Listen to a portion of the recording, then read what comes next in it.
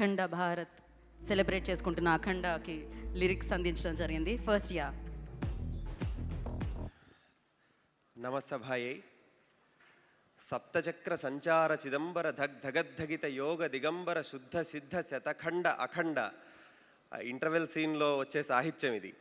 శతఖండ అఖండుడు, ఎందుకంటే శతము అంటేనే అనేకము, శతఖండము అనేక రూపాలలో ఈ చిత్రము ఎన్నో కోణాలలో భారతదేశంలో చైతన్యాన్ని రగిలిస్తూ ఉంది.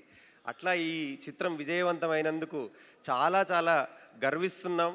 అందులో భాగమైనందుకు కూడా నేను చాలా గర్విస్తున్నాను. గొప్ప చిత్రాన్ని తీసినటువంటి బోయపాటి శ్రీను గారికి, నిర్మాతలకు, బాలకృష్ణ గారు.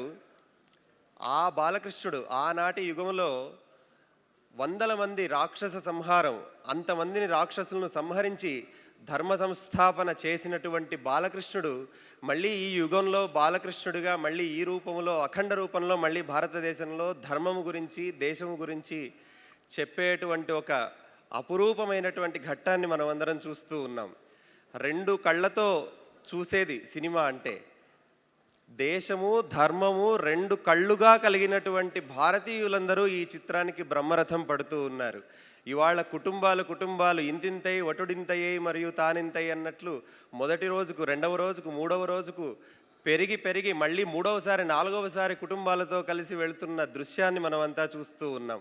అటువంటి గొప్ప సన్నివేశం భారతదేశంలో ఈనాడు చోటు చేసుకుంది. వెండితెర మీద సనాతన ధర్మాన్ని బంగారు సింహాసనంపై కూర్చోబెట్టిన చిత్రం ఇది.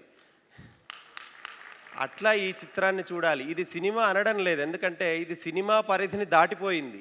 ఇది భారతదేశము యొక్క ఉత్కృష్టమైన ధర్మ స్వరూపము. ఆ స్వరూపాన్ని చూడాలి అంటే తెర మీద చూడాలి.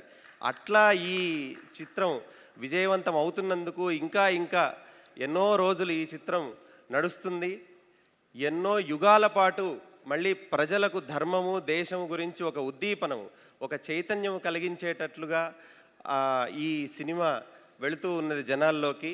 అయితే దిష్టి చుక్కలాగా అక్కడక్కడ దీని గురించి చిన్న చిన్న మాటలు వస్తూ ఉంటాయి. సహజం, అది మానవ మేధస్సుకు అక్కడక్కడ పురుగు తొలుస్తూ ఉంటుంది, దానికి తప్పులేదు. కాకపోతే ఈ చిత్రం గురించి మాట్లాడడానికి వీలు లేదు. ఇది చూడాలి, చూసి ఆచరించాలి. గురువు గారు చెబితే ఆచరించాలి తప్ప దాంట్లో తప్పు పట్టడానికి అవకాశం లేదు. అటువంటి చిత్రం ఇది. అట్లా ఈ మార్గంలో నడవాలి. ఈ చిత్రం ఇంకా విజయం సాధించాలి. గొప్ప చిత్రాన్ని అందించినందుకు తెలుగు చలన చిత్రం ఇది ప్రపంచం గర్వించదగ్గ చిత్రంగా పరిణమిస్తూ ఉన్నది. అట్లా ఈ చిత్రంలో నన్ను భాగస్వామిని చేసినందుకు, గొప్ప సాహిత్యం నా ద్వారా పరమేశ్వరుడు అందించేటట్లుగా నన్ను ప్రేరేపించినందుకు నేను అందరికీ పేరు పేరున కృతజ్ఞతలు తెలుపుకుంటూ స్వస్తి. థ్యాంక్ యూ అండి.